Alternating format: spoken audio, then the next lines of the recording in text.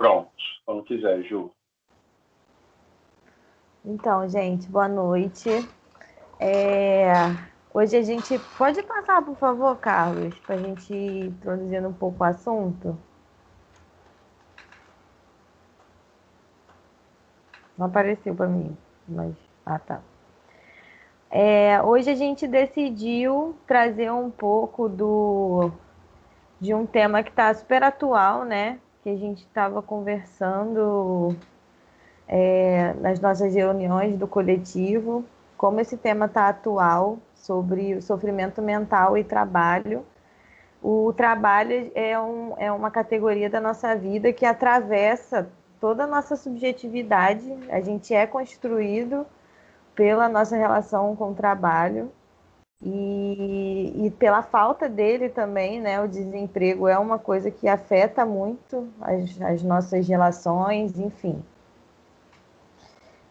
E agora também nesse contexto de pandemia, as pessoas que estão trabalhando ficam expostas, né, de várias formas, as pessoas que estão na rua, no caso. E quem não pode estar numa situação de desemprego que é extremamente desesperadora. E aí a gente achou que seria importante a gente falar sobre isso. Para quem está aqui, né, eu queria aproveitar para compartilhar um pouco da dinâmica. Hoje a gente vai fazer a dinâmica que a gente sempre fez do grupo de estudos, né? E aí a ideia é que, como a gente tem dois encontros no mês, e o nosso último encontro foi uma roda de conversa, foi muito legal, que a gente siga no próximo encontro falando sobre sofrimento mental e trabalho, de uma forma que a gente traga um pouco mais das nossas vivências além desse texto, né? Se baseando nesse texto, mas com esse formato de roda de conversa. Então, hoje a gente trouxe esses dois textos bases, que eu deixei lá no Drive, né? Sofrimento social e trabalho no contexto da área da saúde mental e do trabalho. O trabalho e a alienação mental, a reforma psiquiátrica no capitalismo. Pode passar.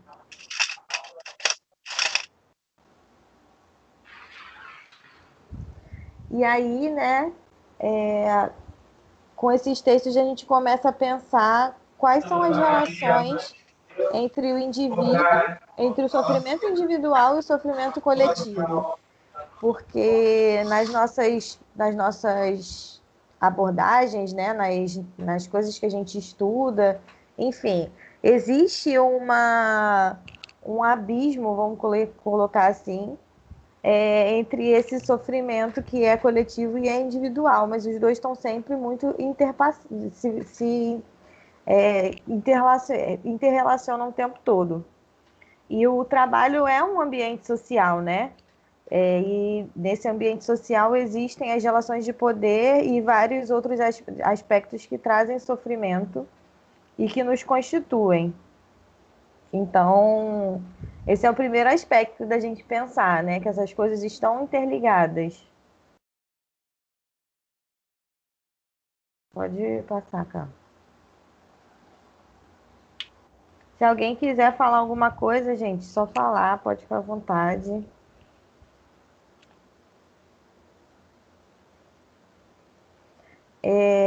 E aí, pensando nisso, a gente pode identificar que as dinâmicas, o sofrimento, né, também vem das dinâmicas da organização do trabalho. Como se dá hoje em dia as relações, né, dessa coisa da produção, o ritmo de trabalho, a intensificação desse ritmo que a gente sofre ao longo do tempo, né? E da exigência maior da nossa performance, cada vez mais a gente foi doando a nossa existência para o trabalho, e isso vai fazer parte da construção de distúrbios que são também da esfera social, e não necessariamente só um distúrbio ou uma patologia, enfim. E aí, como a gente estava falando, por desconsiderar esse social nesses estudos, muitas vezes a gente coloca esses distúrbios que vêm do trabalho como uma coisa que é do social, não, que é do individual, que é do sujeito, sem aprofundar essa relação do trabalho e da saúde mental. Alguém quer falar alguma coisa?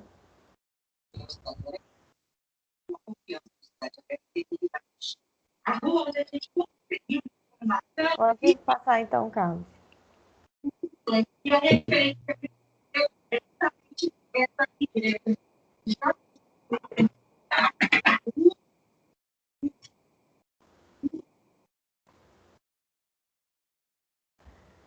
E aí, quando a gente parte dessa noção de que o campo do social interfere no campo do sofrimento, né, e de como a gente vai se constituir, a gente entende por que as abordagens hoje em dia mais individualistas acabam não sendo tão eficazes quando a gente fala em promover saúde mental para os trabalhadores, né?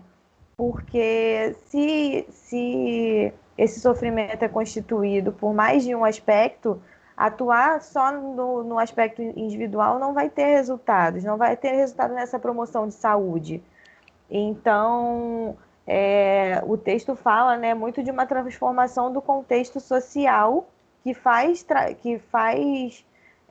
explodir esse contexto patológico e não apenas na medicalização desses sintomas, né? Porque são sintomas de que algo nesse campo não está funcional. E aí, quando a gente só medicaliza, a gente não ouve o que está disfuncional. E aí é o que a gente sempre fala, né? Que saúde mental também engloba os direitos trabalhistas, as condições dignas de trabalho e o acesso a políticas públicas que abram as portas do mercado de trabalho com equidade, né? Não com irresponsabilidade. Enfim, isso também é saúde mental. Isso a gente está sempre trazendo aqui nos nossos encontros, né? E uma outra coisa que é essa questão do foco, do nosso foco não ser mais a patologia, mas o que antecede a patologia, né? O sofrimento, o que está nos dizendo esse contexto, porque a gente fica muito focado na patologia e pouco no sujeito, muitas vezes. E aí gera todas essas coisas que o texto vem trazendo. Alguém quer falar alguma coisa?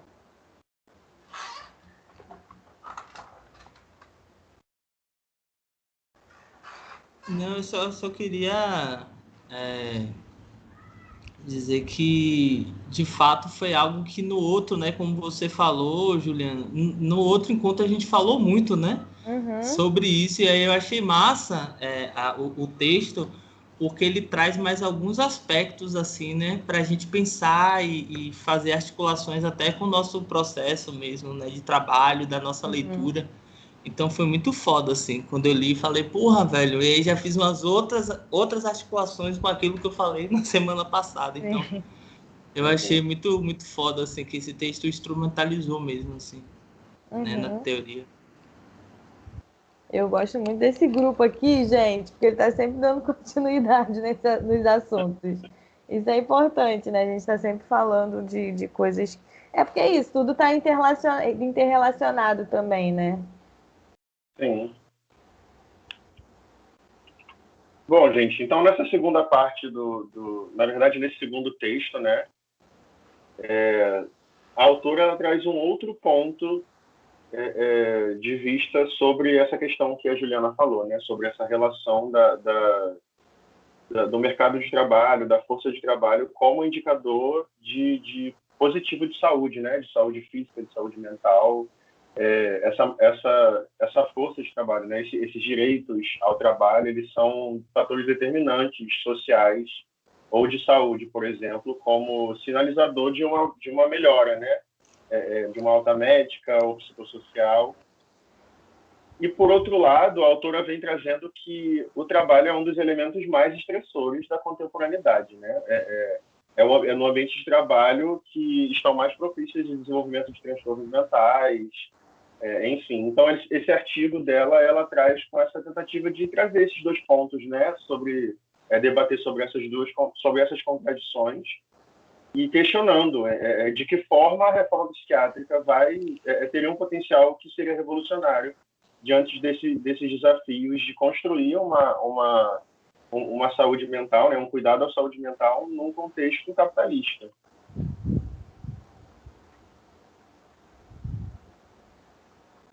Bom, nessa primeira parte, ela traz um pouco sobre essa questão do capitalismo sendo um produtor de adoecimento mental na sociedade. E ela faz uns questionamentos muito bons ali, né, na introdução, né, quando ela fala que qual é o papel do trabalho na vida de uma pessoa com transtorno mental, né? E como que as reformas psiquiátricas elas vão compreender a busca desse trabalho, desse lugar de direito ao trabalho, de uma forma a modificar, né, a sua lida, né, a forma como que o cuidado da saúde mental lida com o transtorno mental. E no âmbito de uma sociedade capitalista que é explorada, né, numa força de trabalho, na verdade, que se ancora numa exploração da força de trabalho, que vai construir essas questões de cuidado à saúde mental. Então, como que esses pontos vão estar conseguindo se encontrar ou se diferenciar, né, sobre esse tipo de cuidado? E aí eu achei importante trazer essa citação dela, que ela fala que, embora haja essa rejeição, né, ao sujeito em sofrimento psíquico, o Estado e as construções sociais determinam na sociedade o trabalho para o alcance de determinados direitos, né? Ou seja, na verdade, a pessoa que consegue trabalhar e que pode oferecer essa força de trabalho é como se ela tivesse um direito a isso, é como se ela fosse um ser social. E, em contraponto, né, apesar dos passados 2 séculos de contribuições de Felipe Pinel para a psiquiatria, a lógica de tratamento moral ainda permeia as relações estabelecidas entre a sociedade e o louco. E aí, então, a autora começa a trazer uns outros autores, uns outros pensadores, para poder debater sobre o que de fato é o adoecimento mental, o que de fato é a alienação mental. E ela fala, né, nesse capítulo sobre alienação mental e trabalho alienado, né? Eu achei importante trazer aqui alguns desses autores que ela citou. A primeira foi a Dulce Whittaker, né, que eu achei interessante como ela fala sobre esse conceito de anormalidade como patológica. E aí ela diz, né, que o adoecimento ele surge a partir de um desequilíbrio diante da natureza, né, do ambiente, do ambiente e da própria natureza do indivíduo, no contexto sociocultural. Porém, esses desequilíbrios eles muitas vezes podem ser gerados por essa própria cultura, e que programaria, né, esses indivíduos de uma forma artificial por meio dessa racionalidade, né, ela coloca até entre aspas, que se distancia do ambiente e da natureza desse indivíduo. Então, o que ela quer dizer? Que quanto maior a racionalidade, mais doença mental pode ser provocada, ou seja, mais irracionalidade, né, como comparando nesse sentido do conceito de normalidade. E aí ela traz esse questionamento, né, a Whittaker. O que seria, então, mais irracional? Ajustar-se a uma lógica artificial que afasta as pessoas da natureza e da própria natureza, ou rejeitar esse ajustamento e viver de acordo com a verdade própria. E aí tem essa citação dela que ela fala, quanto mais ajustado ao sistema produtivo, quanto mais a gente está produzindo numa sociedade capitalista, quanto mais eficiente eu seja como cidadão, um cidadão de direitos, mais patológica vai ser a minha relação com esse mundo. Então, ela quer dizer que a alienação mental ela vai aparecer como uma alternativa à alienação do mundo de trabalho.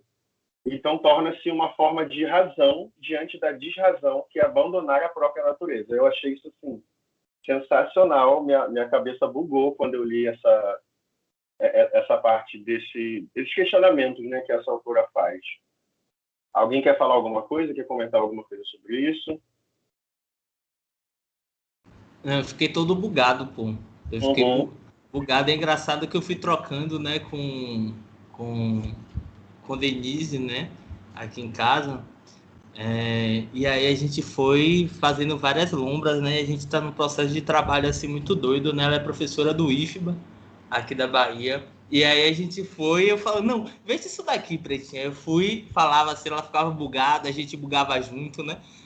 Então, de fato, é algo que atravessou. E você falando, Carlos, isso me veio também como, e durante o texto é falado um pouco, não sobre esse texto, o outro texto, o sofrimento social do trabalho, né? Mas na minha cabeça é que eu fiz a articulação, o quanto essa lógica, né, de alienação, ela traz uma grande tragédia quando esse vínculo, né, do emprego, do trabalho, ele é rompido, né? É como se fosse, e aí já que no outro trabalho ou no outro texto, né, ele traz que o trabalho nos identifica, né? Muitas vezes a gente é identificado pelo trabalho, né, no que faz, ou pela empresa. Não, eu sou Petrobras, né? Eu sou Nubank, não, eu sou Google, né? E ele vai falar um pouco dessa, inclusive essa relação afetiva e como os processos de trabalho eles vão nos absorver através dessa lógica de vestir a camisa da empresa. Quando isso acaba, a gente não é nada, saca? Assim, a lógica... E aí eu vejo, né? Teve um momento que eu estagiava em uma instituição, né, de acolhimento de pessoas com transtorno mental, né, severo e persistente. E aí a gente acolheu uma parte de uma galera que foi demitida, né, das empresas de ônibus, né, que ocorreu aqui. Acho que era foi 2014, 15. E assim, o quanto as pessoas traziam esse sofrimento, assim, de meu Deus, agora acabou minha vida, né? Então, eu penso nessa alienação, mas quando acaba também, né? O sofrimento parece que não é só o sofrimento que eu vou ficar sem grana, né? Que enfim, quer dar concretude ali das relações, né, com o capital.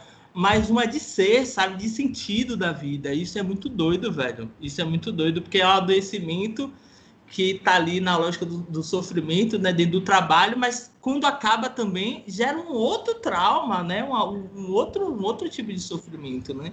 Então isso também é muito pesado. E essa hiper sensação, né, essa dor amplificada é também de como as relações, né, como você falou, Carlos, de como essa relação é se dada, né, a partir dessa lógica da alienação. Não é, eu estava aqui pensando que não é à toa que quando a gente é criança, essa coisa da identificação, né? As pessoas perguntam assim, o que você quer ser quando crescer? E essa pergunta de que você quer ser é aonde você quer trabalhar. Não é o que você quer. Ah, eu quero ser feliz, eu quero ser, sei lá. Não, onde a gente já responde dessa forma, né? Porque onde a gente trabalha, qual a nossa profissão, sei lá, é o que a gente é nessa lógica, né? Eu pensei a mesma coisa, Ju. Sim, eu tava pensando isso agora. A gente percebe o quanto isso é reforçado, né? E desde quando isso é reforçado. E eu achei muito interessante quando a Jamila, né, que é a autora desse texto que está lendo, traz essa autora, a Uita, aqui para falar sobre isso, que fica muito claro, né, a forma como ela explica que se o ser cidadão, se ser um indivíduo é estar em trabalho, é estar em troca, né, nessa relação de troca com uma sociedade capitalista, tudo o que não for sobre isso, o sistema capitalista vai torná-lo, vai dizer que é adoecedor, ou vai dizer que é não ser indivíduo, não ser humano, que é abominável, né? Não ser um cidadão. E aí, tipo, olha como essa lógica ela permeia para várias outras questões que a gente já trouxe aqui, né? Porque geralmente a gente está sempre falando de indivíduos que são ditos e vistos como sendo à margem, como sendo improdutivos de uma certa forma para a sociedade. Então, isso é muito marcante, né? Como que isso é internalizado geracionalmente na nossa sociedade há muito tempo, né? Uhum. E aí ela traz a Jamila traz outro autor para continuar falando sobre isso, né, sobre essa visão de alienação mental de trabalho, que é o Sérgio Lessa. E eu achei importante também a gente trazer aqui um pouco das contribuições dele, que ele fala que a sociedade, então, né, é uma produtora de mercadorias. E os seres humanos são os guardiões dessa mercadoria, né? A gente retém, de alguma forma ou não, essa mercadoria. E é isso que vai ditar o nosso valor social. Então, a classe dominante é quem guarda o capital, né? É quem retém quem são os maiores guardiões das maiores mercadorias. E o proletariado, o trabalhador, ele vai proteger o quê? A sua força de trabalho. É a única moeda de troca que ele vai ter com essa sociedade. Já os marginalizados, os desempregados, né, que é isso que eu estava falando agora, antes de entrar nessa parte, eles não têm essa moeda de troca, né? Eles não, socialmente, eles não são aceitos para poder vender a sua força de trabalho. Então, eles são guardiões miseráveis. E aí o Lessa fala que, né, os nossos destinos eles são determinados muito mais pelo dinheiro que criamos do que pela gravidade que controlamos. O poder do dinheiro sobre nós vem de nós próprios, e todavia parece que ele tem uma força descomunal que não poderia ser de modo algum humana. Então é sempre nos vendido, nos colocado como uma força muito além, né? uma questão muito além essa mercadoria, essa moeda. Né? É o ideal, é o que a Juliana estava falando, né? A gente é criança e é perguntado o que você quer ser quando crescer. A gente tem que pensar nisso desde cedo. Porque a gente tem que produzir já, a gente tem que pensar em produzir. A gente nasceu para isso, afinal de contas. Uhum.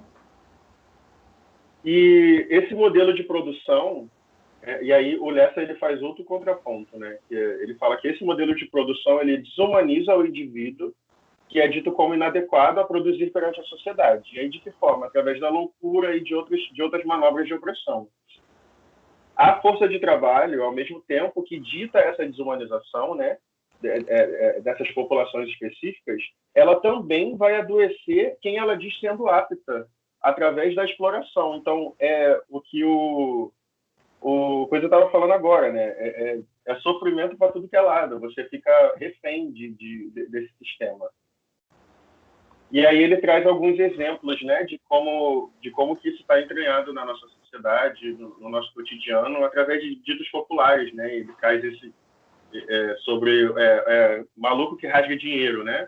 Isso é considerado irracional, o maluco que rasga dinheiro. Só que é racional a gente jogar fora alimentos e mercadorias que alimentariam populações inteiras por muitos anos e não tem dinheiro que possa comprá-lo, se não tem mão de obra, né, que possa trocar com essa mercadoria.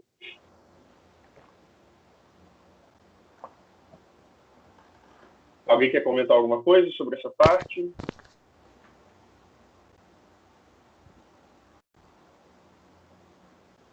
Bom, então continuando. Parece que alguém levantou a mão. Desculpa, Carlos, mas alguém levantou. Acho que alguém levantou a mão. Pode falar, Lauana. É que eu não estava com a tela aqui. Aí foi até bom você me acionar. Obrigado. Tem como levantar a mão aqui, gente? Hein? Nem sabia disso. E eu nem sabia que meu microfone estava ligado. Pensei que eu estava falando aqui sozinha.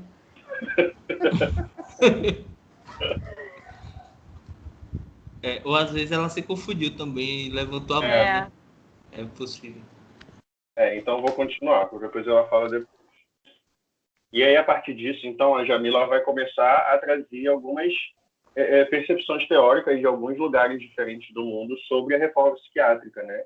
E que, de alguma forma, esses autores, esses pensadores acabaram influenciando a reforma aqui no nosso país.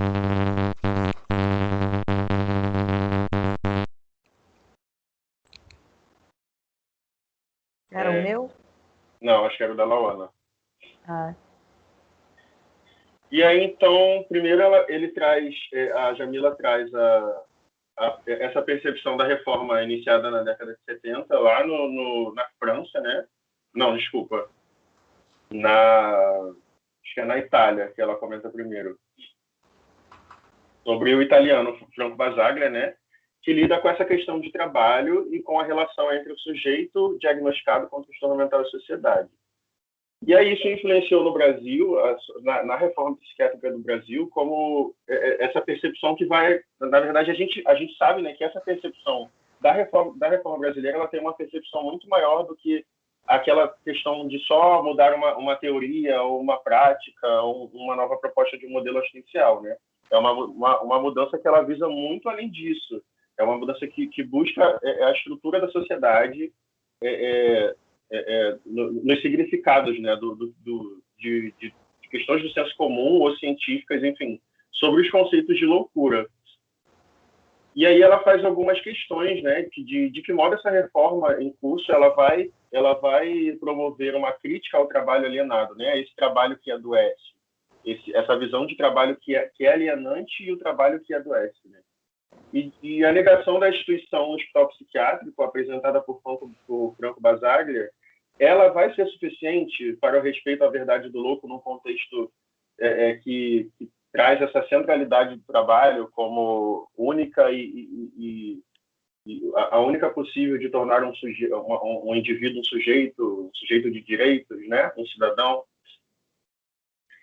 E aí ela traz os movimentos de desinstitucionalização que ocorreram ao redor do mundo, e primeiro ela fala como na Itália, né, ainda falando de Franco Basaglia, trouxe essa substituição dos serviços fechados por serviços de base comunitária, distribuídos no território, e o trabalho está sempre lá aparecendo como elemento terapêutico, né, e desinstitucionalizador, por conta de parcerias que foram surgindo com as cooperativas de trabalho, com as empresas sociais, e aí sempre sendo, de alguma forma, mediado por essa concepção de cidadania, né, como direcionamento dessa estratégia de cuidado à saúde mental, né? E aí ela vem questionando sobre o que seria essa cidadania depois. Peraí, parece que não passou para vocês ainda o slide, né? Mas vai passar, bota fé. Tudo é no tempo de Deus. Tudo é no tempo de Deus. Deixa eu até ver minha conexão aqui para não ter problema. Aparentemente está tudo ok, mas vou continuando. E aí ela traz também a concepção de... Ela continua falando da concepção de desinstitucionalização do Basaglia, porque ela se baseava nesse pressuposto de uma existência que é concedida a partir do emprego pleno para todos, né? Então, sempre com essa busca de uma reabilitação, né, que seria devolver uma habilidade funcional aos indivíduos, que seria buscada sobre essa sociedade do trabalho.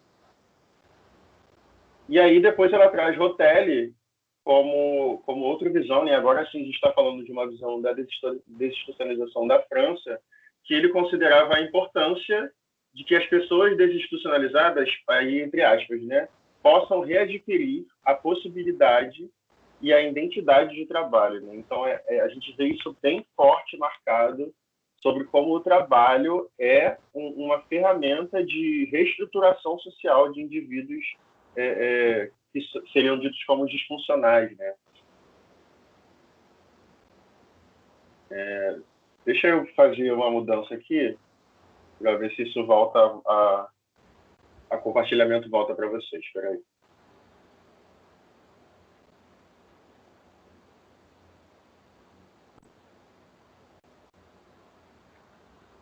Agora a gente vai para Quinta da Boa Vista. Foram para Quinta da Boa Vista aqui no Brasil?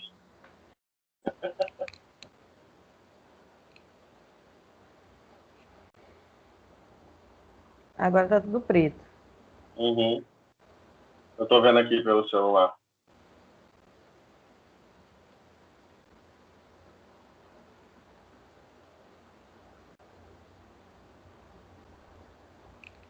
Pronto. Acredito que continua. Agora acredito que agora vai. Agora foi. Isso. E aí a autora continua trazendo outros pensadores, né? Então ela traz, e outros momentos também de desinstitucionalização. E aí ela fala sobre a psiquiatria do setor, né, que foi desenvolvida, começando a ser desenvolvida na década de 50, lá na França, e foi efetivada em 1970. E esse modelo, ele não, de uma certa forma, por ter essa lógica de tratamento, né, de prevenção e cura, ele não foi capaz de lidar com os pacientes crônicos, né, com aqueles que eram ditos como incapazes de retornar a uma vida cotidiana, ou que tinham que eles possuíam já, né, antes do surgimento da doença, ou sendo incapazes de se reabilitar. E nos Estados Unidos e em outros lugares, né, eles trouxeram essa perspectiva essa mesma perspectiva, né, essa mesma lógica de tratamento como possibilidade de prevenir as doenças mentais. E só que, apesar dessa proposta de deshospitalização, né, de desinstitucionalização, eles, na verdade, construíram outros serviços ao redor desses hospitais, sem trazer uma desinstitucionalização de fato, né, sem abandonar mesmo esses dispositivos manicomiais. E aí o Rotelli, ele vai criticar nesses locais a utilização de arte como terapia, por exemplo, e não para o mercado, porque ele fala que deveria ser o foco de cuidado, de tratamento, é o mercado de trabalho. Então a gente percebe, né, que nos movimentos de desinstitucionalização ao redor do mundo existiu muito essa ênfase, esse foco no lugar do trabalho como um lugar de melhora, né? Um lugar de possibilidade até de cura em alguns lugares, para a perspectiva do usuário do serviço de saúde mental. E aí no Brasil isso não foi diferente, né? A gente tem isso previsto na nossa lei, na legislação mais recente sobre o assunto, que é a Lei 10.216, que considera entre os direitos da pessoa com transtorno mental de ser tratada como humanidade e respeito, e no interesse exclusivo de beneficiar sua saúde, visando alcançar sua recuperação pela inserção da família, no trabalho e na comunidade, né? Então a gente mais uma vez está vendo essa ênfase retornando também sendo reproduzida aqui no nosso país. E essa repercussão, ela é vinculada com a inserção do indivíduo na família, no trabalho e na comunidade, sendo esse meio a forma que o indivíduo vai atingir a sua saúde mental, ou pelo menos o seu mais completo bem-estar social e psíquico, ou até mesmo a cura do seu transtorno. E aí ela traz esse questionamento, né, que esse valor, ele compreendido, ele é concreto, mas ele também é simbólico, porque o trabalho, ele vem com a missão de produzir sentido, né? E em que tipo de trabalho? Só que em que tipo de trabalho que vai ocorrer essa produção de sentido, se não no trabalho alienado? Alguém quer comentar alguma coisa? Eu queria, mas às vezes eu fico me achando chato, assim. Jamais. E eu fico pensando assim, pô, as pessoas podem se inibir também, tipo, porra, toda hora esse cara tá falando aí. Deixa ele falar. Aí eu sempre fico esperando assim, gente. Mas não só essa parte que Carlos estava comentando, né? Eu achei isso bem interessante, essa diferença da desinstitucionalização, né, na Itália e na França, que na Itália houve o pensamento também de certo. Vamos pensar nessa articulação com o trabalho, mas é preciso mudar, né, a forma que esse trabalho, né, vai acontecer, né? Aí tem uma parte que ele fala: possam readquirir habilidades e identidade do trabalho, mas não a qualquer preço, né? Segundo ele, na implementação da reforma italiana, verificou uma abertura para inovação no âmbito do trabalho na Europa Ocidental. Ou seja, eu achei isso muito foda, porque digamos assim, né, é a lógica da desinstitucionalização também sendo aplicada, né, em outros âmbitos, né, em outros aspectos, em outros setores, que vai estar tudo junto, né, que vai articular o setor do trabalho, da educação, enfim, né, das ciências, tudo tem que estar interligado. Então não adianta, eu fiquei pensando, né, não adianta você pensar, na verdade, numa lógica de institucionalização dentro de uma perspectiva da saúde ali, né, das instituições, mas na hora que for articular com o trabalho, enfim, ou com a educação, ainda reproduzir essa lógica adoecedora, né? De fato, não faz sentido, e na minha cabeça eu não tinha pensado sobre isso, né? Assim, eu fiquei, caraca, o quanto isso precisa ser pautado, né? E aí isso me remeteu a quando eu trabalhava no Centro Pop, né, com a população em situação de rua, o discurso, né, assim, hegemônico voltado à população em situação de rua é que a galera não trabalha, né? É que é uma galera vagabunda, que é a galera que não sabe nada, é uma galera tá adoecida, né, que faz uso abusivo de drogas, não é confiável. Então, essa lógica, essa ideia, né, desse grupo, né, é colocada a partir daí. Porém, o que eu via, né, e o que a literatura mostra não é um outro panorama, na verdade, né? Grande parte das pessoas em situação de rua trabalham, sim, agora trabalham dentro de uma perspectiva extremamente precarizada. E eu via, né, tipo assim, era muito doido, porque a galera, onde eu trabalhava, né, tinha um comércio muito grande, então a galera não ia para contratar as pessoas em situação de rua, enfim, mas iam para alguns serviços, tipo cavar buraco de 4 metros, aí dava R$10, né? Subir um muro de bloco, não sei quantos metros, R$5, porque eles sabiam que muitos ali, inclusive, já tinham trabalhado, né? Seja no setor mobiliário, seja em pintura também, né? Pessoas que pintavam muito bem, mas que ali serviu como mão de obra barata, né? Então eu fico pensando nessa lógica também desses mercadinhos, né? Que não, a pessoa com transtorno severo e persistente vai trabalhar ali, e ela só ensacando, ganhando o mínimo do mínimo, né? Além de dar à empresa essa imagem, né, de uma empresa inclusiva, né, que isso tem contado muito no mercado, mas também de uma mão de obra barata, né? Então é babado, e é essa lógica, inclusive, que dentro das comunidades terapêuticas é usada de uma forma para explorar, né? Mas eles trazem dentro de uma perspectiva terapêutica, né? É a laborterapia, e eu vi de perto, né, porque infelizmente, né, quando eu trabalhei no PPCAM, a gente trabalhava com as comunidades terapêuticas, e era assim, exploração na cara dura. Era exploração na cara dura.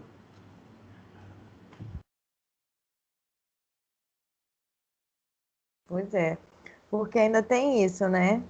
Que alguém levantou a mão, que eu tô vendo. Ai, sou eu, a Pamela. Mas pode falar. Não, Depois pode falar que eu vou né? depois seguir, mas pode falar. Tá, Eu tinha visto. É meu primeiro encontro aqui. Deixa eu abrir minha câmera, não sei se tá aparecendo, pra mim tá tudo escuro. Mas enfim, ouvindo aqui, né, vocês falando um pouquinho, eu tava tô vendo pensando... a câmera, mas tá virada pra trás. Vira ao contrário a câmera. Deixa eu ver. Foi? Não? Não, só fica pra trás. Vira o celular mais fácil. Agora foi. Foi? Então tá. Então, eu estava pensando, né, nessa construção da psiquiatria aqui no Brasil, né? E aí sobre as colônias agrícolas, quando começou a se pensar, né, um pouco da psiquiatria, sobre como foi essa questão do trabalho como algo terapêutico, algo de cura, né, para as doenças crônicas, e para além disso, né, quem eram os corpos que iam para esses hospitais, para essas colônias agrícolas, para esses hospitais, colônias depois, né, vinha muito os resquícios de uma falsa abolição aí recente, né? Então, assim, quantos corpos foram explorados nessa época com uma intenção de cura, de tratamento, e muitas vezes as pessoas iam para lá sem ter nenhum diagnóstico, sem ter nenhum transtorno, né? E o quanto a gente traz ainda hoje isso. Hoje a gente consegue ver dentro dos presídios essa exploração do trabalho, né?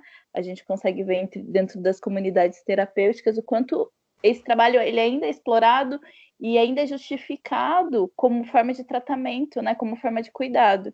Então, acho isso muito, muito doido, assim, muito bizarro, como a gente ainda continua reproduzindo essa lógica de manicômio mesmo, de hospitais psiquiátricos, que na verdade ela só vem para explorar, né? E até mesmo dentro de alguns serviços, como o CAPES, às vezes isso aparece, né? Como a arte terapia, e depois a gente torna isso como um recurso, algo para vender e para investir em manutenção e compra de coisas para os próprios usuários, né?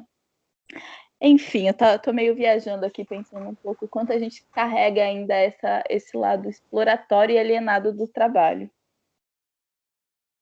Sim. Era isso. Mais alguém levantou a mão. Fui eu, mas eu não sei se meu microfone tá funcionando. Estou ouvindo. Eita, tá ouvindo? Sim. Aqui não aparece nada aqui pra mim, é muito louco isso. Eu não sou muito boa com tecnologias, gente. Enfim, pensando nessa lógica mesmo de preparo para o trabalho, eu tive algumas experiências na graduação referentes à atenção e ao cuidado com pessoas portadoras de algum tipo de deficiência, algum tipo de deficiência física ou mental. E aqui na PAI de Cascavel, não sei se tem a PAI em São Paulo, no Rio, não sei, mas a PAI aqui é um centro de atenção a crianças que têm algum tipo de deficiência. E ela é uma instituição muito focada no desenvolvimento das competências dessas crianças, desses adolescentes, desses adultos para a vida. Só que como são muitas crianças para uma unidade pequena, principalmente aqui em Cascavel, esse tratamento, ou esse desenvolvimento de competência, é isso, é competência para o trabalho, ou como eles chamam aqui, que são as AVDs, que são as atividades de vida diária. Então, só desenvolvido capacidades para esses sujeitos, para esses indivíduos, para que eles vivam, independente da forma que isso vai acontecer. Eu tive experiências de vivenciar algumas oficinas com um público já adulto que participava, né, da PAI, e eu vi duas dessas pessoas em situações de rua, e uma delas em situações de prostituição. E pelo que eu compreendi dessa pessoa na época, ela não entendia o que aquilo significava, mas ela sabia que aquilo daria dinheiro para ela e que aquilo era um tipo de trabalho, porque isso já foi dito para ela. Então, essa lógica de desinstitucionalização em alguns espaços é feito de uma forma meio que atravessada, fazendo com que esses sujeitos não tenham um lugar ou um porquê. É a mesma coisa que você ensinar para uma criança algumas palavras uma criança de 3 anos, umas palavras em inglês. Para que essa criança vai utilizar essas palavras? Se nela nem entende que ela é ela.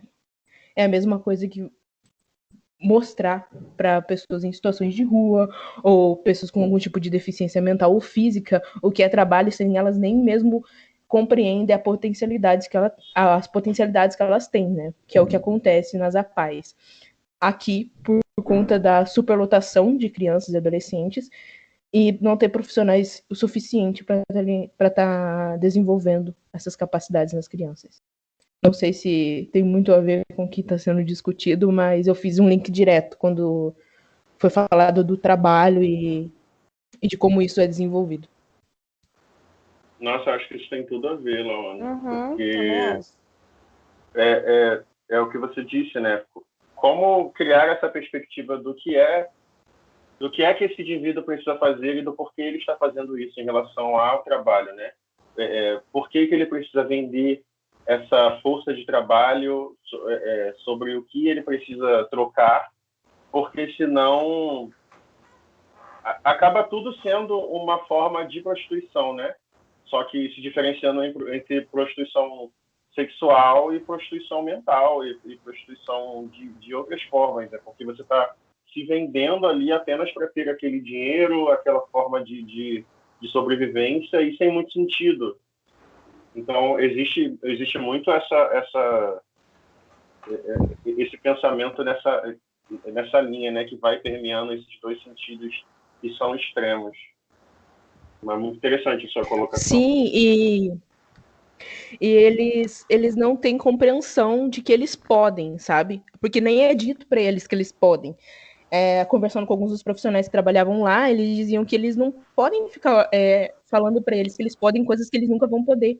Então, até os profissionais compreendem que eles não teriam capacidade para desenvolver mais, mas eles têm capacidade para compreender o que é. O pior é que o outro que diz o que ele pode ou não, né? Você não pode é o outro que determina. Que ele pode fazer uma coisa que ele não pode, mas calma aí, quem vai definir isso é você? Exatamente. Eles que definem, porque é até aqui que eu posso desenvolver essa criança, porque tem mais um monte na fila de espera. Então, eu não posso falar para essa criança ou para esse adolescente que ele pode, por exemplo, cursar um curso universitário, porque não é nem cabível isso para os profissionais que esses adolescentes vão para lá, sabe?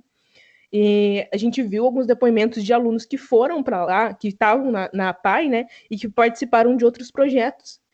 E que 2 desses alunos que tinham síndrome de Down, eles passaram no curso, no vestibular do curso de Educação Física.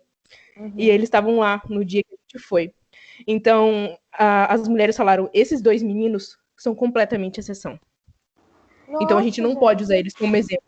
Exatamente, elas não compreendem que eles só puderam porque eles saíram dali. Mas se ali tivesse aquilo que aquele projeto proporcionou para os adolescentes e para as crianças, as outras crianças também poderiam. Eles não entendem essa lógica que, para mim, era direta, né? Uhum. E tem vários locais aqui em Cascavel que fazem esse tipo de serviço. Tem as residências inclusivas, que são para quem não tem nenhum tipo de familiar, mas tem algum tipo de deficiência, que é um público bem diverso, e é bem precarizado, né, o serviço que é ofertado para eles, que é tudo terceirizado, o serviço que é ofertado nessas residências, tanto das cuidadoras quanto dos oficineiros, e nem o oficineiro para, porque é bem difícil, assim, sabe? Eu já fui dar algumas oficinas lá, e é realmente bem complicado, porque são 12 mulheres adultas, cada uma com deficiência completamente diferente da outra, cada uma com compreensão do mundo completamente diferente da outra, e um só oficineiro precisa dar uma oficina para essas 12 mulheres.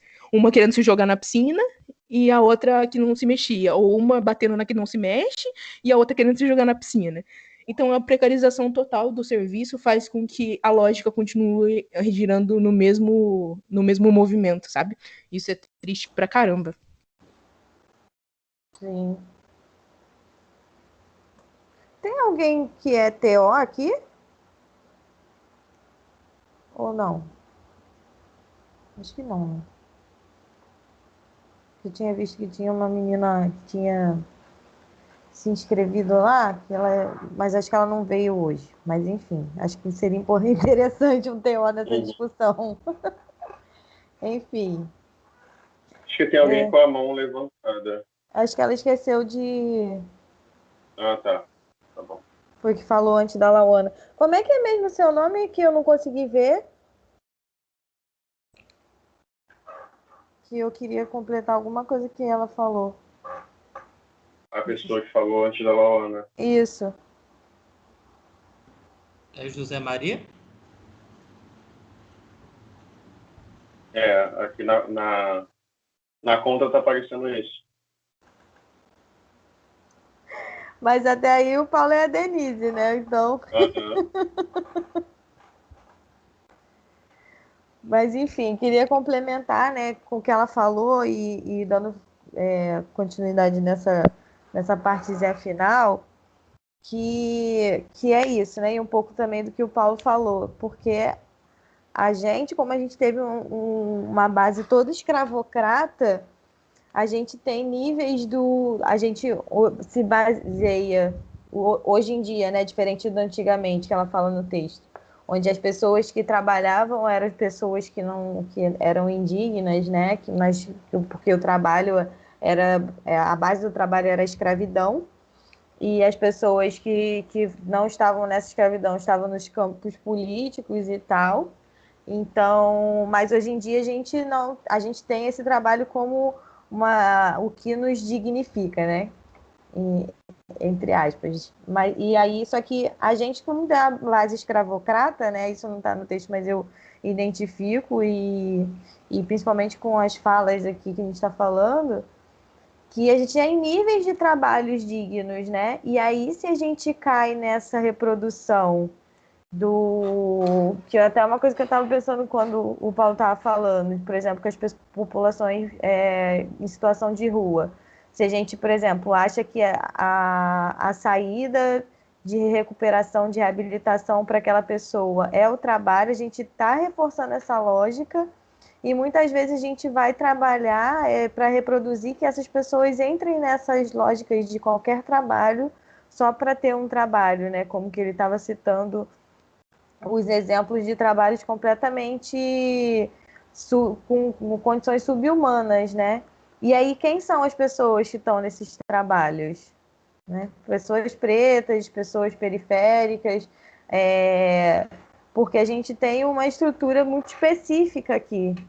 Então, quando a gente fala dessa questão da saúde mental no campo da reforma e tal, a gente tem que ficar muito atenta. E aí o que ela estava falando, né, que no trabalho, na atenção psicossocial, eu penso muito isso sempre, porque uma das oficinas que a gente tem como diretriz, que são importantes realmente, são as oficinas de geração de renda. Mas a gente tem que sempre estar atento, porque é uma linha muito tênue, até onde aquilo dali é porque a pessoa quer, é porque ela acha que é legal ter o dinheirinho dela, seja para, não sei, comprar alguma coisa que ela goste e tal, e de ver também o produto que ela está ali, tipo, seja uma arte, alguma coisa, uma bijuteria, ter um retorno por isso, até onde isso é terapêutico, até onde isso é da gente reproduzindo essa prática do trabalho alienado a qualquer custo, né? Pode passar esses slides, Carlos. E só falar um pouquinho, Juliana, desse processo, né, de duas questões, é que tinham pessoas que trabalhavam e estavam em situação de rua também, né? Então, não necessariamente essa lógica que as pessoas fazem, né, do trabalho formal, né? A pessoa passaram 3 lá, inclusive, que eram trabalhadores da limpeza urbana, né? Às vezes o trabalho é tão precarizado, assim, né? O contexto familiar, enfim, sociopolítico é tão complexo que, de fato, a pessoa tem um emprego, né, digamos assim, né, formal, carteira assinada, mas está em condição, em situação de rua. E a outra coisa é que também muitas pessoas, na hora de se articular dentro das políticas, né, do Sistema Único de Assistência Social e de se organizar na vida, o gerar dinheiro, né, a grana, era fundamental para que ela se estabelecesse, e muitas vezes a falta dessa inserção, né, voltava ela em uma condição mais precarizada, né, e em uma situação mais complexa. Então, o quanto isso é delicado e complexo da gente pensar, né, ao mesmo tempo que o trabalho organiza, né, dentro dessa lógica, enfim, de sofrimento, mas dentro de uma perspectiva econômica, social. E de outro lado, como muitas vezes também, né, ela está nessa lógica de sofrimento, enfim, né, dentro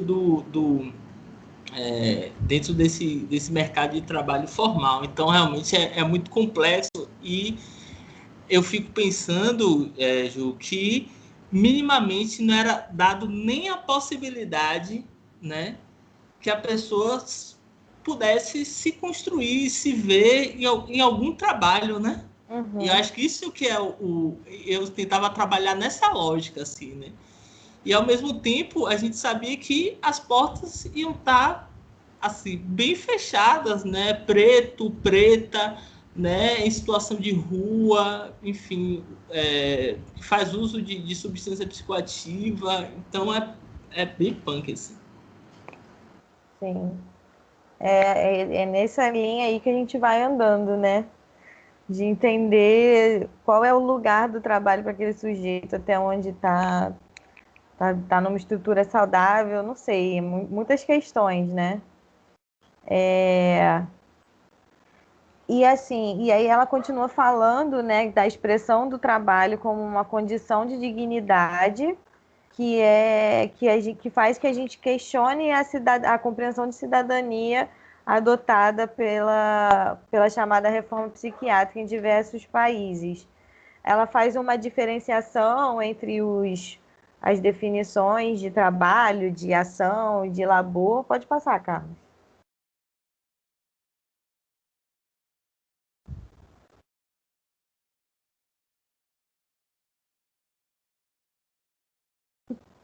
Não apareceu para mim.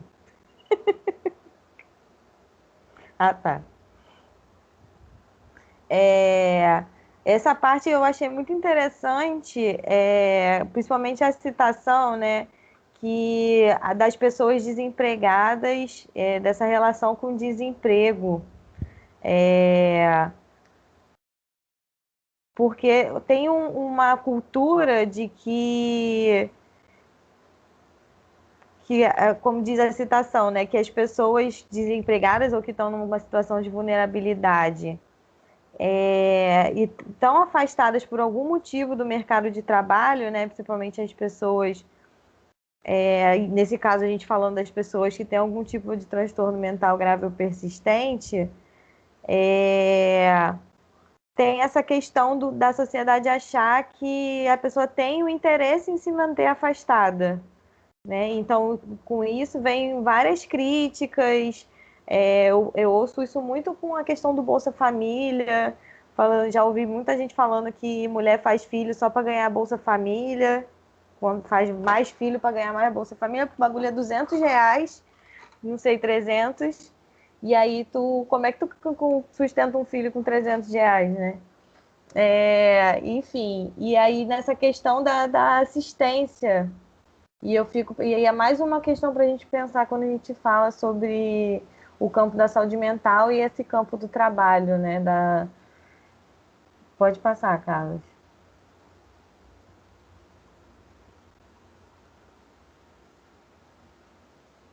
Ou seja, a mulher precisa aí de uns 4, 5 filhos para ter um salário mínimo, então, né?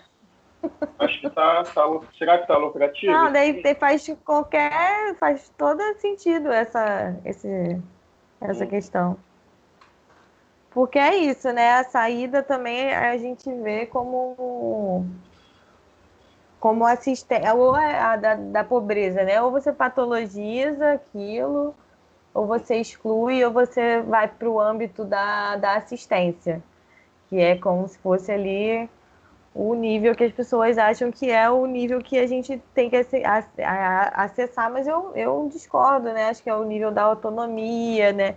Da busca pelos direitos, que a gente está sempre falando aqui, né? Sobre as políticas públicas, não de assistência, mas de acesso, de equidade, enfim. Não, total.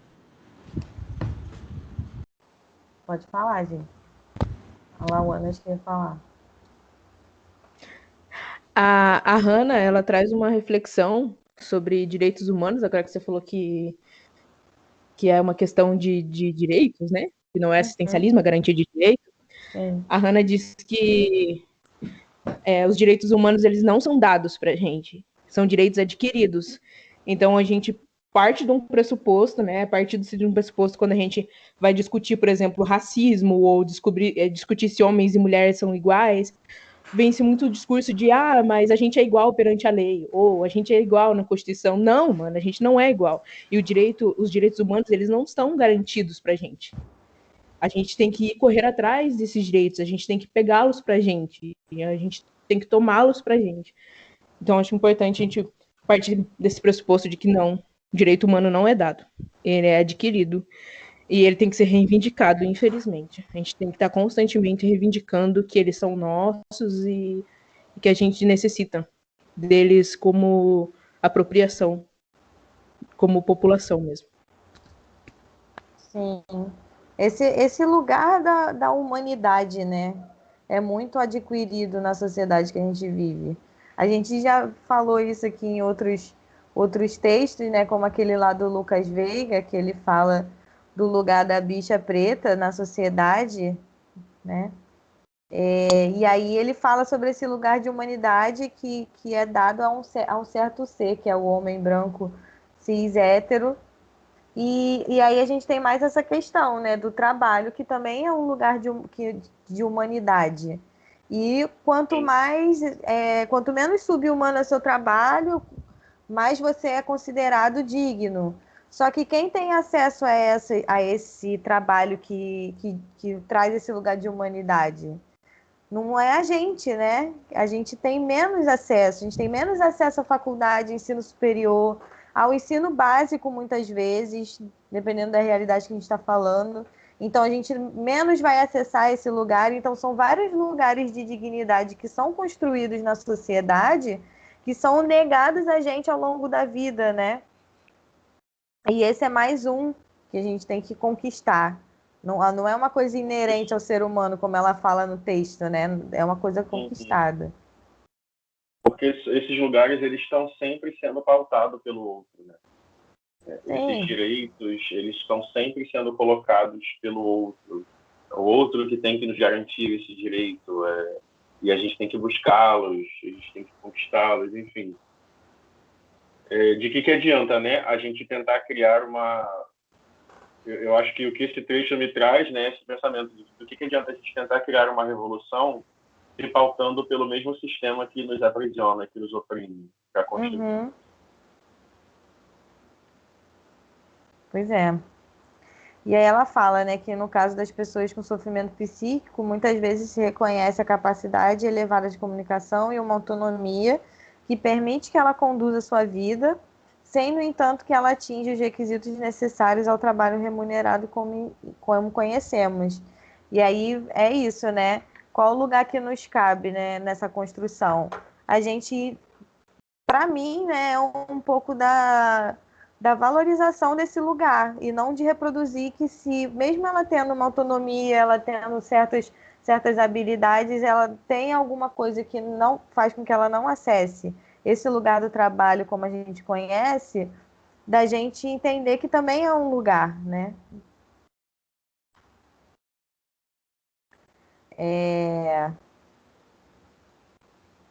Enfim. E dessa forma que ela também vai terminando, né, que o transtorno não elimina a obrigação do trabalho. Mas, ao contrário, além do problema moral, da não ocupação do posto de trabalho, que era aquilo que a gente estava falando, né, da pessoa ser vagabunda, dessas coisas que caem para uma pessoa que não acessa o campo do mercado de trabalho, ainda tem o estigma do transtorno mental. Então, são mais questões, né, que atravessam esse campo.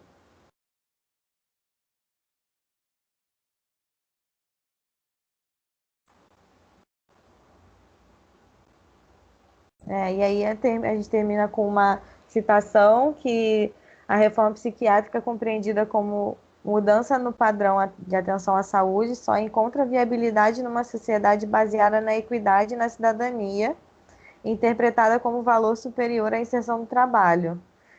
A garantia de direito, como a garantia e acesso a direitos humanos, sociais e políticos. A tolerância não é suficiente para a garantia da convivência entre pessoas com transtornos e as demais pessoas. Isso não é legal, mas ok. A única forma de promover direitos não é por meio de uma reforma psiquiátrica centrada nos serviços e nos profissionais, mas por meio de uma sociedade que compreenda a dignidade como a divina da humanidade, né? Que era isso que a Lauana falou e eu meio que complementei, e não na inserção do trabalho. Felipe com a mão levantada. Oi, gente, boa noite. Boa noite. Vocês conseguem me ouvir bem? Sim. Eu tive uma dificuldade hoje com a internet. Ainda estou tendo ainda. Fiz um esforço máximo para poder entender as análises que vocês fizeram aí, mas foi bem difícil. Mas estou aqui persistindo. E não pude deixar também de trazer minha contribuição, né? No texto sofrimento mental, sofrimento social e trabalho, eu percebi, né, que a forma como o sofrimento social ele se expressa, o autor traz, né, como sintomas, por exemplo, disso, a depressão, ansiedade, transtorno de estresse pós-traumático, transtorno de ansiedade e alcoolismo. Esses sintomas trazidos pelo processo de trabalho no sistema capitalista são muito parecidos com os sintomas que a pobreza, que o desemprego, que a vulnerabilidade social traz. Então, o o trabalho, ele traz sintomas sociais, né? O uso de abusivo de drogas, enfim, e o desemprego, a pobreza, também traz os sintomas parecidos. Então, não me parece, pessoal. A gente está ouvindo. A gente está ouvindo. Que cortou aqui. Me parece também que só a inserção do sujeito no universo do trabalho não vai fazer com que ele deixe de expressar os problemas psicológicos e mentais que ele tinha antes do trabalho. A gente trazer uma pessoa em estado de sofrimento psicológico por questões de vulnerabilidade ou pobreza, fazer com que ele adentre do mercado de trabalho, que também é um local onde vai fazer ele adoecer mais, né? Elevar esse sofrimento dele. E aí, num dos que eu sugeri lá nas ideias, vem falando também sobre o suicídio e trabalho. Então, você não cabe a gente só inserir o sujeito no mercado de trabalho sem entender quais são os problemas psicológicos que essa falta do trabalho construiu nele e quais são os sofrimentos mentais que o trabalho vai fazer surgir nele ou se expressar nele. Então, eu acho que a dia, nesse sentido, nós também temos que nos atentar como vai ser a nossa atuação frente a esse sujeito desempregado, procurando uma inserção no mercado de trabalho, e também como a gente vai atuar com esse sujeito já dentro do mercado de trabalho e a forma como esse adoecimento se expressa na sociedade. Porque não adianta a gente achar que o trabalho, só a inserção no mercado de trabalho vai fazer com que esse sujeito retorne a um equilíbrio emocional, a um equilíbrio psicológico. Na verdade, muitas vezes não é. Pode ser que a inserção no mercado de trabalho só vai fazer com que ele expresse mais ainda o agravo do seu problema psicológico. E aí fica onde a gente deve atuar. A gente deve atuar nas organizações ou nos sujeitos adoecidos. Nas organizações que adoecem, nas empresas, nas instituições que são produtoras de adoecimento, ou nos sujeitos que são adoecidos, na sociedade que está adoecida. Então, é um trabalho e aí, como eu falei na semana passada, né? É um trabalho sempre de mão dupla. Não tem como o psicólogo entrar na organização, né? O psicólogo organizacional, o RH, né? O gestor de recursos humanos, entrar na instituição e saber qual é o compromisso social da psicologia e alienar o seu trabalho, alienar o trabalho da psicologia num objeto ideológico que não é o da psicologia, né? O objeto da psicologia é o sujeito e a saúde mental do ser humano e não o valor e a missão da empresa. Mesmo tendo, né, o discurso hoje moderno, o pós-modernista, para quem acredita na pós-modernidade, né, hoje não é mais o trabalhador, o empregado, é o colaborador. Né? Você não é mais o meu empregado, você colabora com a missão, com a visão da empresa, no sentido de fazer com que você adentre uma ideologia que é reproduzir as missões da empresa e não a missão do profissional de psicologia que tem um compromisso com o sujeito e não com ideologias dominantes ou que reproduzem algum tipo de opressão. Mas não é isso que a gente vê, né? E colabora com o seu próprio desgraçamento mental, né? Não é isso que a gente vê, porque eu vejo muito... eu fiz um curso lá de segurança do trabalho no ensino médio e a gente teve essa questão da saúde mental, né? E aí, hoje, né, porque eu tenho esse discernimento, eu consigo perceber que a gente trabalhava para a pessoa estar apta ao trabalho e ponto. A gente não conheceu como se estrutura um sujeito, a gente conheceu as patologias advindas do trabalho. Então, eu estava trabalhando, não era para o trabalhador, que no caso sou eu, era para a empresa, né? Era para aquela empresa ter mais força produtiva. Então, assim, é por isso que eu acho que essa discussão é importante para a gente ver o que a gente está fazendo na nossa atuação, né? Em qualquer desses campos. E o que o Felipe falou, né? Que foi uma das primeiras frases lá de um dos artigos, que o trabalho é uma das maiores categorias de estresse, uma das coisas que mais trazem estresse.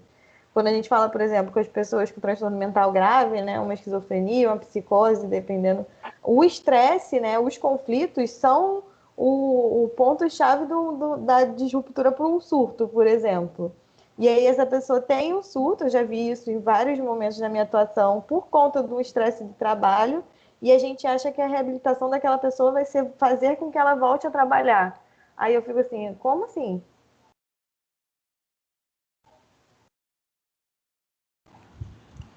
E às vezes é o que a própria pessoa pede, né? Tipo assim, não tô conseguindo mais trabalhar e tal, tô me sentindo inútil. Mas assim, é muito delicada essa discussão. É uma queixa recorrente. Não, é total. Eu passei por um processo, assim, não enquanto profissional, mas enquanto amigo, né? Mas que me fez várias reflexões, assim, porque mais ou menos o contexto é que ela já tinha algumas questões, assim, de conta da história de vida dela e tal. E aí, quando ela pegou o Covid, ela começou a desenvolver um processo de ansiedade muito intenso, assim, muito forte, né? E aí tava muito mal, passou um tempo, assim, uns dias muito mal. E algumas pessoas foram ajudando ela e tal. E aí eu fui informado, inclusive, por um amigo dela, né, o que estava acontecendo, e teve um episódio de tentativa de suicídio também, né? Dela, enquanto estava no carro, ela abriu para se jogar, né, do carro. E aí eu falei, é complexo, né? Vamos se movimentar aqui. Aí a gente articulou, né, o cuidado psiquiátrico, o cuidado com a psicologia também. E aí eu fiquei muito tenso, né? O medicamento primeiro não deu certo, enfim. Aí depois ela começou a melhorar, começou a se reorganizar aos poucos. Né? Enfim, ela começou a se relacionar com o mundo de outra forma, né? E com aquilo que ela estava sentindo. E aí, velho, chegou um momento que ela falou assim: e aí, eu posso trabalhar? Posso voltar a trabalhar? E eu não estava ali enquanto psicólogo, né? Mas ela sabia que eu era psicólogo, obviamente, né? Meio que. E aí eu fiquei pensando: só eu que tenho que decidir, né? Mas eu compreendo que é uma questão assim difícil, né? E aí o que eu fiz com ela naquele momento foi compreender quanto aquele porque eu tinha trabalhado no mesmo lugar também, né? O quanto era adoecedor, né? Assim, quanto era complexo aquele lugar, e para ela colocar, ao mesmo tempo ela sofria por se achar muito inútil, né? Por não estar mais trabalhando. Então, eu fui conversando, falei, amigo, eu tô aqui como seu amigo, né? É importante também você conversar, né, com o psiquiatra, para vocês, enfim, né, trocar uma ideia com ele sobre isso e tal. Mas o que você quer, né? Aí quando ela falou assim, eu quero trabalhar, quero voltar. E aí eu falei, certo, mas olha, qualquer coisa me ligue, né? Vá aos poucos, vá na sua, né? Proponha um horário reduzido de trabalho para você ver como você está se sentindo, né? Se em algum momento você sentir, né, que está sendo muito perturbador, está sendo muito complexo, porque eu sabia que isso poderia acontecer, como poderia acontecer também o contrário, né? Ela está ali, né, numa construção do trabalho, se sentir melhor, mas sabia que poderia acontecer de outra forma. Então eu vi daquela realidade, do que ela decidiu, o que é que poderia ser feito para minimizar, né, as possibilidades de sofrimento, de dor, ou dentro de uma outra perspectiva de suicídio, né? Como já tinha acontecido da outra forma. Então foi muito complexo, assim. Depois ela foi no final, né? Ela foi trabalhando aos poucos. Depois ela falou, pô, amigo, o que é que eu faço? Eu não tô me sentindo bem. Aí eu disse, se você não tá se sentindo bem, né? Se você não tá compreendendo, enfim, para mim, pelo que eu percebo aqui, tá sendo difícil para você continuar. Você quer continuar nessas condições? Ela, porra, nessas condições é muito, tá demais para mim. E aí depois ela saiu de lá, né? Mas assim, é muito complexo, assim, é muito complexo. E a gente está nesse lugar, né, porque é a gente que atesta, no caso, burocraticamente, quem pode ou não trabalhar. Uhum. Não à toa ela te convocou nisso. Sim, eu fico pensando no psiquiatra, porque o psiquiatra também falou isso, ó. Trabalho, né? Se que você bom que quer... ele falou isso, né? Porque eu conheço alguns que, porra... Eu falo, não, vai ter que voltar a trabalhar, ficar de vagabundagem, né? Mamando na teta do governo. Gente, não, totalmente. Ou então não vá também, né? E eu vivi uma situação assim muito complexa também quando eu trabalhava naquela primeira instituição que eu falei, né, com pessoas com sofrimento grave persistente, que ela tava querendo os documentos, né, para poder fazer a bariátrica, que é todo um protocolo, né, quando você faz a bariátrica. E aí eu me lembro que o psiquiatra de primeira negou que ela fosse. Ela saiu assim da sala, assim, muito revoltada. Quem é você para dizer o que eu tenho que fazer? Não sei o que, eu quero fazer a bariátrica, não sei o que, não aguento mais ser gorda, blá. Várias questões, assim, enfim, pegou uma cadeira, jogou ali e tal, assim. Aí depois eu saí, né? Mas eu soube que depois um outro médico parece que atestou lá, né, os documentos, e durante a cirurgia ela morreu, né? Ela faleceu. E aí eu falei, gente, que doideira, velho. Como é isso? Porque acontece muito isso, né? Essa questão da bariátrica, então, tipo... Sim, o caso de morte é muito alto, 17% de quem faz. E das consequências também, né? Porque não é uma cirurgia simples, tipo, deixa várias consequências. Você tem um estilo de vida, você não está preparado para mudar aquele estilo de vida, enfim. Mas isso acontece também com esse âmbito do trabalho, né?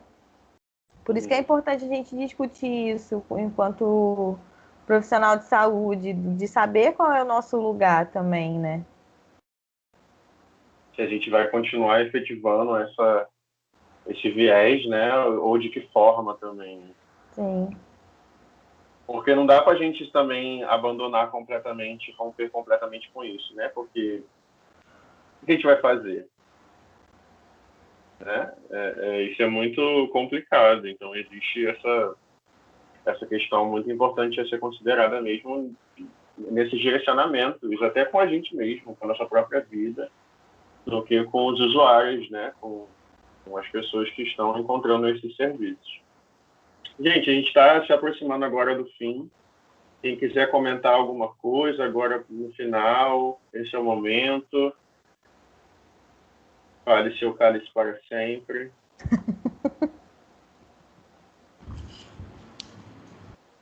Não, a gente para por aqui.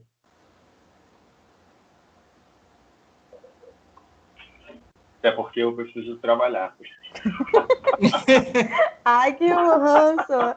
Enfim, a hipocrisia. Enfim, a hipocrisia. É complexo, ai. Tá na lógica do capital e ser contra. É difícil. Nossa. Ninguém fala dessa dor. Pois é, isso a Globo não mostra. Né? Agora o fogo no parquinho, quer dizer, racismo, o pessoal... Tinha que ser fogo no parquinho da casa dele. Racismo. Ninguém fala Não, velho. O que é Thiago Leifert, velho? Ele é totalmente... Não, velho. Não sei se vocês viram um texto que ele escreveu sobre o esporte e a política, dizendo que o esporte não podia ser politizado, não. Esse povo agora tá de... Ai, meu Deus. Ele pode fazer o que ele quiser, nada afeta ele. Isso ele é a torcida do poder total, entendeu? Isso é a torcida do Corinthians na porta da casa dele. Sim. Ou então a Brigada Marighella do Vitória. Do Vitória, assim, real, velho, assim. Não, o cara totalmente disse que era mimimi. Mas, não. Sem palavras. A Fabíola perguntou, já votaram no Rodolfo hoje? É isso, né? Algumas vezes, no momento, foi a minha revolta naquele... O que é que eu posso fazer? Né? Vamos pro concreto aqui. O que é que eu posso fazer? Votar. Lembrando que textão não faz paredão, né?